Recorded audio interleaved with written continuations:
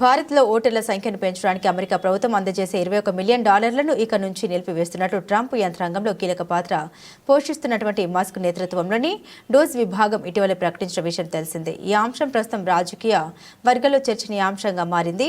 నిధుల నిలిపివేతపై అమెరికా అధ్యక్షుడు Donald Trump తాజాగా మరోసారి స్పందించారు. ఈ మేరకు గత బైడెన్ ప్రభుత్వంపై తీవ్ర స్థాయిలో విమర్శలు చేశారు. భారత్లో ఓటింగ్ శాతాన్ని పెంచేందుకు ఉద్దేశించిన $21 మిలియన్ నిధులతో అక్కడున్న మరెవరి గెలుపు కోసం బైడెన్ పనిచేశారని ఆయన ఆరోపించారు. బుధవారం రాత్రి మిమాయిలో నిర్వహించిన FII ప్రియారిటీ సదస్సులో ట్రంప్ పాల్గొన్నారు. ఈ సందర్భంగా మాట్లాడుతూ నిధుల అంశాన్ని ప్రస్తావించారు. భారత్లో ఓటింగ్ శాతం కోసం మనమెందుకు $21 మిలియన్ ఖర్చు చేయాలని ప్రశ్నించారు.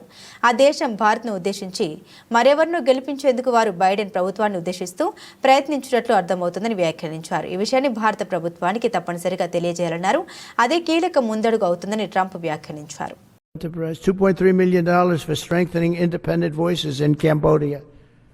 $32 million to the Prague Civil Society Center, which is a very liberal group of people. Wonder how much of that money came back to the people that approved it. $14 million for improving public procurement in Serbia. $486 million to the Consortium for Elections and Political Process Strengthening, including $22 million for inclusive and participatory political process in Moldova, and $21 million for voter turnout in India. Well, why are we giving $21 million to India? They got a lot of money. They're one of the highest taxing countries in the world in terms of us. We can hardly get in there because their tariffs are so high. I have a lot of respect for India. I have a lot of respect for the Prime Minister. He just left, as you know, 2 days ago. But we're giving $21 million for voter turnout. It's voter turnout in India.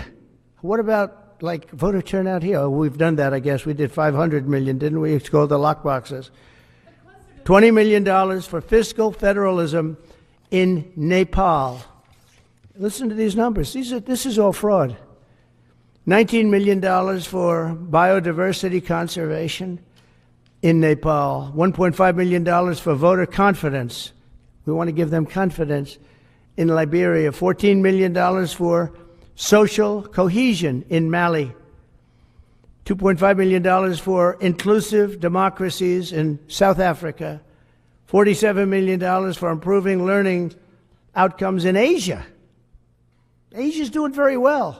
They're doing a lot better than we do in the schools, aren't they? $2 million to develop sustainable recycling models to increase socioeconomic cohesion among marginalized communities in Kosovo and Eskali and in Egypt.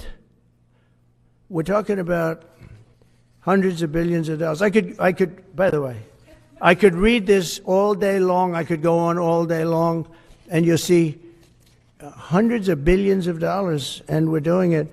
But when I saw the Social Security numbers, I said, wow, that's really something. So we have, let's just go above 100 years old. We have millions and millions of people over 100 years old. Everybody knows that's not so.